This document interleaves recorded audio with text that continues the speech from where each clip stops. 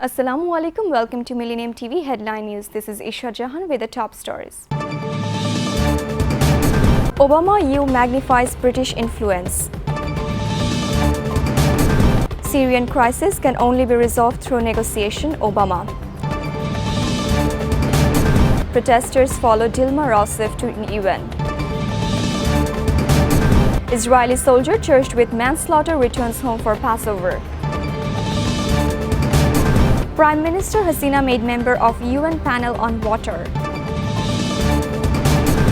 Australian TV crew home after Lebanon jail ordeal. China-US pledge to ratify Paris climate deal this year. No obvious signs of trauma of Prince's body, Sheriff. Viewers, now the detail. President Barack Obama tells a London news conference that EU membership magnifies Britain's influence in the world, lending his support to those who want Britain to remain in the bloc. Part of being friends is to be honest and to let you know what I think. And speaking honestly, the outcome of that decision is a matter of deep interest to the United States because it affects our prospects as well. The United States wants a strong United Kingdom as a partner. And the United Kingdom is at its best when it's helping to lead a strong Europe. The single market brings extraordinary economic benefits to the United Kingdom. All of us cherish our sovereignty. My country is pretty vocal about that. But the U.S. also recognizes that we strengthen our security through our membership in NATO. We strengthen our prosperity through organizations like the G7 and the G20. And I believe the UK strengthens both our collective security and prosperity through the EU. I think it's fair to say that maybe some point down the line there might be a UK-US trade agreement, but it's not going to happen anytime soon because our focus is in negotiating with a big bloc, the European Union, to get a trade agreement done. And UK is going to be in the back of the queue. Not because we don't have a special relationship, but because given the heavy lift on any trade agreement, us having access to a big market with a lot of countries, rather than trying to do piecemeal trade agreements, is hugely inefficient, the EU. So they say, for example, that US President Barack Obama says the Syrian crisis can only be resolved through negotiation, which might include some parties that deeply disagrees with. I am deeply concerned about the cessation of hostilities frame and whether it's sustainable. Keep in mind that I have always been skeptical about Mr. Putin's actions and motives inside of Syria. He is, along with Iran, the preeminent backer of a murderous regime that I do not believe can regain legitimacy within his country because he's murdered a lot of people. What I also believe is that we cannot end the crisis in Syria without political negotiations and without getting all the parties around the table to craft a transition plan. And that by necessity means that there are going to be some people on one side of the table who I deeply disagree with and whose actions I deeply abhor. I assure you that we have looked at all options. None of them are great. And so we are going to play this option out. If in fact the cessation falls apart, we'll try to put it back together again, even as we continue to go after ISIL. This can't be solved by a military victory on this part of those we support. Russia may be able to keep the lid on alongside Iran for a while, but if you don't have a legitimate government there, they will be bled as well.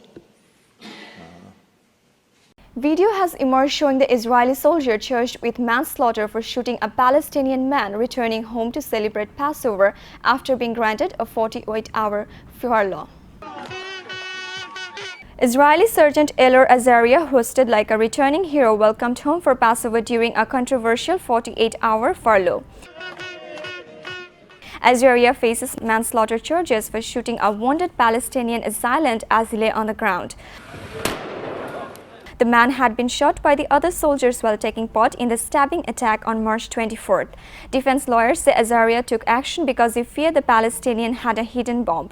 Prosecutors, though, see it an illegal shooting motivated by revenge. If convicted, Azaria faces up to 20 years in prison. He will return to detention on Sunday, but for now, Azaria, his family and supporters are celebrating his freedom.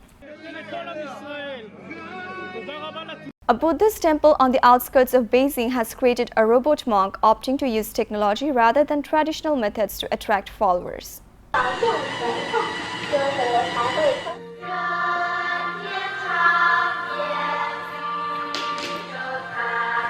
我有好几个师傅，你问哪一个？看他那个萌萌的 QQ 的，挺可爱的。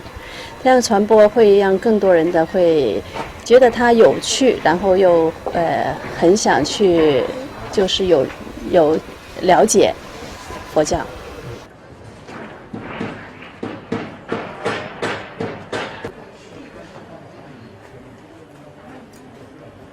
United Nations Secretary-General Ban Ki-moon and World Bank Group President Jim Yong Kim have formally announced the appointment of 10 heads of state and government, including Bangladesh Prime Minister Sheikh Hasina, as well as 2 special advisors to the high-level UN panel on water.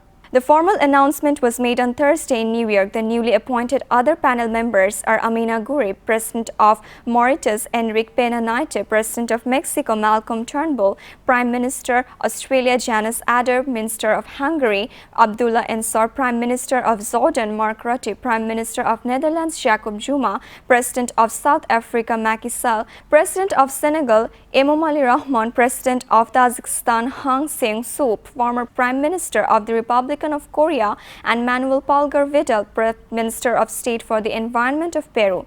The panel, which was launched at the World Economic Forum in Davos last January, aims to mobilize effective action to accelerate the implementation of Sustainable Development Goal 6, which focuses on ensuring the availability and sustainable management of water and sanitation for all.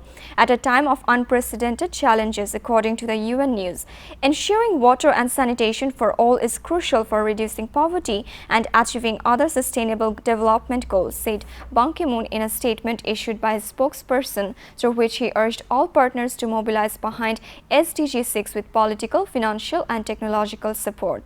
An Australian television crew charged with kidnapping 2 children from their father in Beirut have returned home to Australia.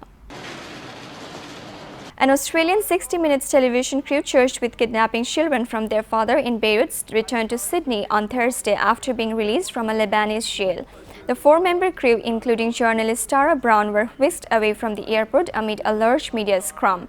"Seeing Laura, my wife, and having a very long shower," said sound recordist David Balmont when asked what he was looking forward to now home. The mother of the children, Sally Faulkner, also charged with kidnapping, will remain in Beirut for a custody hearing, the Nine Network reported. Faulkner and the 4-member Australian television crew were charged on April 12th with involvement in the kidnapping after her 2 children were snatched off the street following a custody dispute with their Lebanese father. The judge, Rami Abdallah, had said Father Ali Zaid Al Amin had dropped charges against them. Bail was paid and they were free to leave the country, he and the lawyer representing them said. China and the United States, the world's top producers of greenhouse gas emissions, pledged on Friday to formally adopt by the end of the year a Paris deal to slow global warming, raising the prospects of being enforced much faster than anticipated. The power of this agreement is the opportunity that it creates. The power is the message that it sends to the marketplace. 75 states took the first step of signing a deal on Friday, the biggest day one endorsement of a global agreement. Of those, 15 states also formally notified the United Nations that they had ratified the deal. Many countries still need a parliamentary vote to formally approve the agreement, which was reached in December. The deal will enter into force only when ratified by at least 55 nations representing 55% of man-made greenhouse gas emissions. China and United States together account for 38% of global emissions. The United States looks forward to formally joining this agreement this year, and we call on all of our international partners to do so.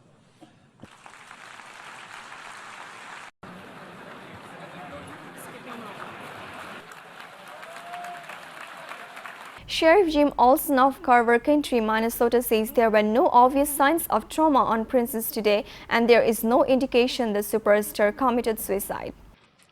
To you, Prince Rogers Nelson was a celebrity. To us, he's a community member and a good neighbor. Staff members from Paisley Park had been unable to contact Prince yesterday morning and went to check on him. They found him unresponsive and called 911. Deputies went through the building to make sure that there was nobody else inside. Because this was an unwitnessed death of a middle-aged adult, the decision was made to process the scene. That is also normal protocol. It is not different from what we normally would do. There were no obvious signs of trauma on the body at all. The body was transported to Dr. Strobel's office for an autopsy, and that is being done today. We have no reason to believe at this point that this was a suicide. But again, this is early on in this investigation, and it's continuing to, we're continuing to investigate. Sheriff. Viewers, let's have a look at Millennium TV headline news recap. Obama EU magnifies British influence. Syrian crisis can only be resolved through negotiation, Obama. Protesters follow Dilma Rousseff to UN. Israeli soldier charged with manslaughter returns home for Passover. Prime Minister Hasina made member of UN panel on water. Australian TV crew home after Lebanon jail ordeal. China-US pledge to ratify Paris climate deal this year. No obvious signs of trauma of Prince's body, Sheriff. You are up to date with the top stories so far here on Millennium TV, and don't forget to log into www.millenniumtv.net. Thank you and stay with Millennium TV. Allah Hafiz.